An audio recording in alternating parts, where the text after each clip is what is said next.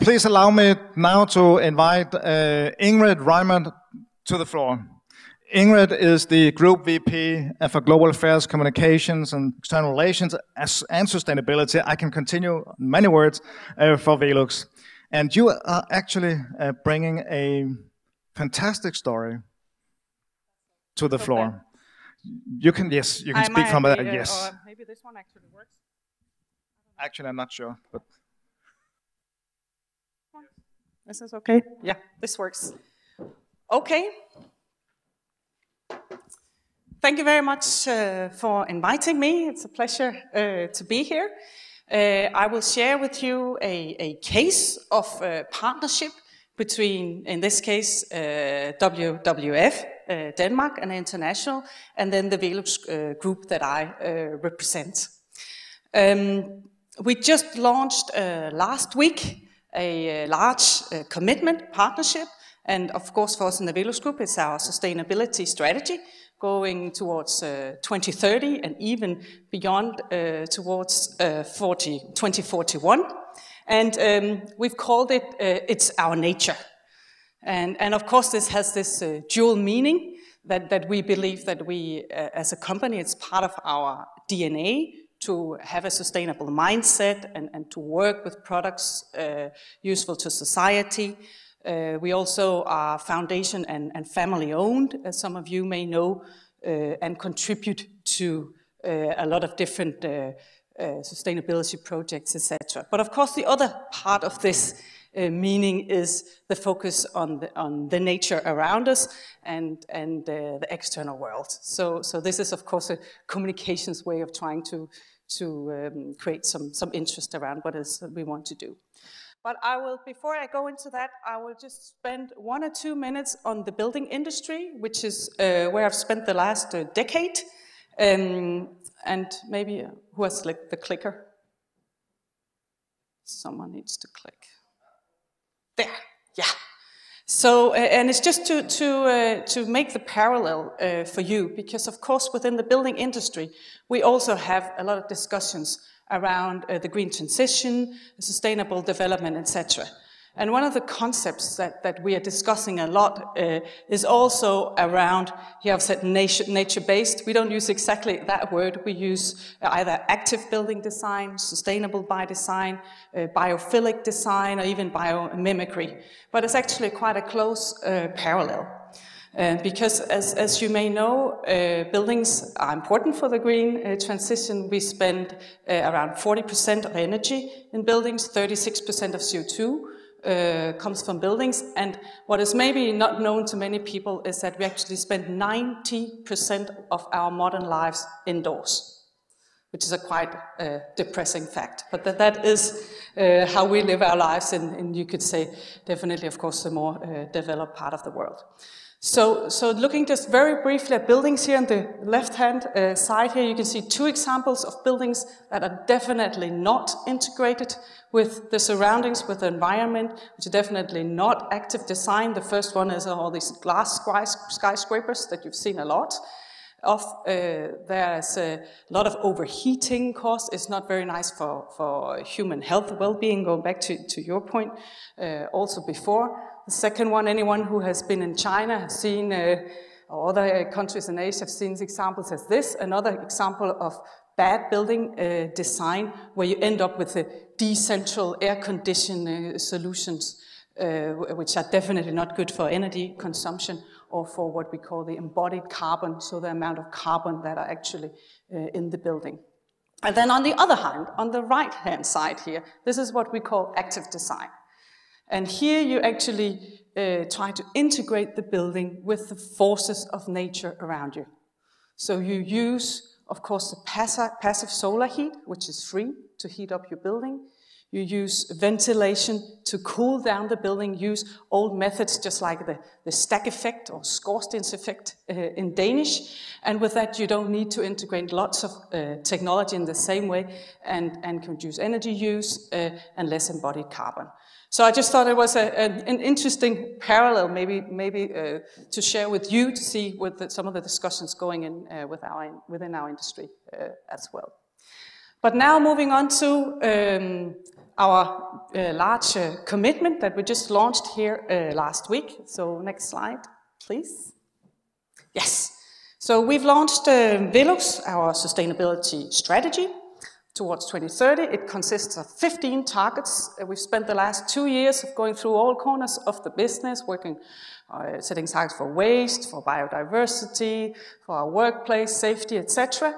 But then what we have put here on the top of our strategy, what we call Pioneer Climate and Nature Action, that is the headline for our new commitment and partnership with WWF. So next slide. Yes, one more. So we've, over the past year and a half or so, had long discussions and talks with WWF, and we've ended up with co-creating or developing this new concept together. We've chosen to call it Lifetime Carbon Neutral, and we hope with this new concept to raise the bar for corporate action, and to maybe try to inspire other companies, maybe also other organizations, to think differently in terms of climate action and climate and nature action. So our commitment specifically is that we wish to become lifetime carbon neutral by our 100 years anniversary in 2041. And by doing this, we would take responsibility both for our future CO2 emissions, I'll get into that in a second, but also for our past CO2 emissions. So all the CO2 that we have emitted since we were founded as a company in 1941. So explaining what this is all about, and you will see that I will get to the nature-based solution concept, but I think it's very important for me just to spend a few minutes on what it is that we're going to do going forward. Also, because I believe it's extremely important for private companies when we enter into action like this, that we're not just, you could say, doing good and continuing business as usual, but really also making a sustainable transformation of our business. And that is, of course, the part that goes forward and goes into the future. So just a few words on it, what it is that we will do here, and that's the forward-looking part of our lifetime carbon neutral approach. So next slide. Yes. We will follow the most ambitious reduction pathway set out in the Paris Agreement, the 1.5 degree scenario that I'm sure all of you know. And of course there's a lot of different actions that follow from that. Clicking one more time. We have signed up to the Science Based Target Initiative. At the moment, I believe there's in total around 900 companies in the world who have signed up to the overall science-based targets method.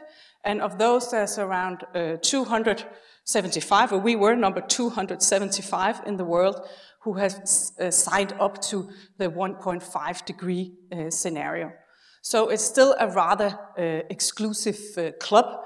And of course, the reason for that is that it is complex for companies and requires significant effort and investments.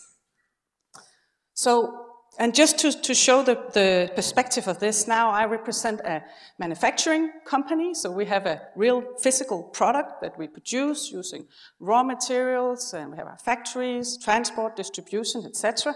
And looking at how our carbon footprint is distributed, it is actually so that our own operations, what is also called scope 1 and 2, is actually for us only 6%. And the scope 3 part, so the whole value chain, upstream and downstream, is 94%.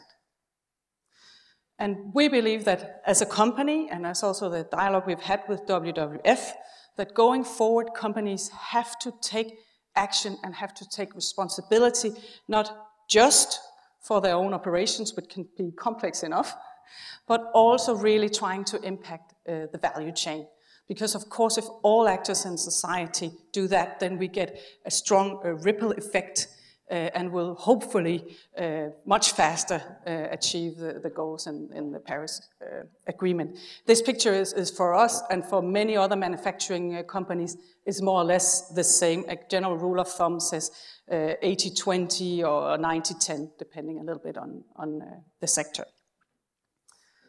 So what we have set out to do in the future is to reduce the 6% completely, becoming completely carbon neutral, and then taking out 50% of the scope 3 part. So the value chain will be reduced by 50%. And that's, of course, where you see the sustainable transformation of the company, because that requires product innovation, requires supplier dialogue, etc. And that is, of course, quite challenging. But then what we also have set out to do, and I think the development of this concept is really an example of SDG number 17, because we came up with it together with WWF. When we started our dialogue back over a year and a half ago, we talked, of course, about companies and what was important, biodiversity, climate change, etc. But then quite fast we started talking about what about the past? Don't we also, as a company, have a responsibility for the CO2 we have emitted, while we have, of course, earned money, created jobs, created growth, etc. So we've set out on this mission to capture our historical carbon footprint through forest conservation. So clicking one more time. So more precisely, what we have done is that we have calculated our historical carbon footprint based on production data. And we had our data verified by the Carbon Trust, just to be sure it wasn't just our own Velux calculations. And that in its entirety, including a safety buffer, amounts to 5.6 million tons CO2, sorry. That we will capture through forest projects from now until 2041. So it's quite a significant amount for those of you who follow the Danish dialogue or discussion towards our 2030, ambitious 2030 goal. This is around 10% of the yearly reduction that Denmark would have to do in its entirety. So it is actually quite a lot. And we've set out here with a 20-year-long partnership with WWF. WWF will develop in total a project portfolio of 5 different projects in different parts of the world. And here, of course, we rely completely on WWF expertise and knowledge from having been present for many years on the ground, but of course also the expertise of being part of international networks and UN dialogue, etc. The first 2 projects that we have scoped and are already starting is in Myanmar and Uganda. And then we are in the process of looking at where could the other projects be. But in total, we believe we will have around 5 spread in these areas. So, and of course, the focus here, and that's the whole purpose with our program, is of course to capture our historical carbon footprint. So working on carbon capture, but then of course what everyone talks about, and you know that more than anyone, is of course the hidden crisis, the biodiversity crisis. So we thought by choosing a carbon capture method, because of course there are other methods out there, technology or other fast-growing trees or algae, or there is of course different ways of doing that. But we thought by entering into a partnership that works with nature-based solutions, there we can really have several wins at the same time, for the climate, obviously, also for biodiversity, and of course for the local communities, the social livelihoods. And we believe that's, or we become very convinced that's the right way to do it.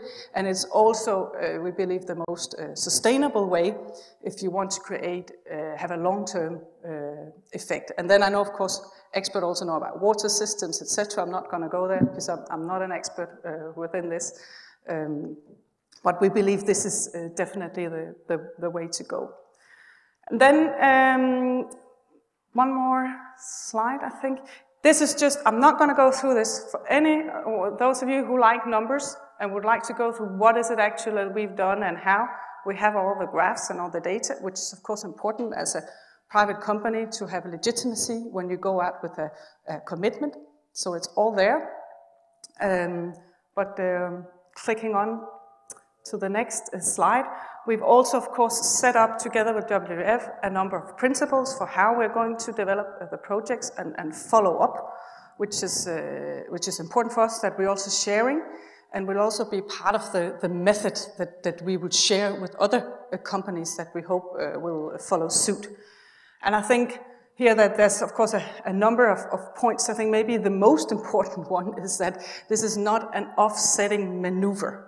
So it's not like because we're doing forest projects, then we will use those carbon credits to reduce our responsibility going forward.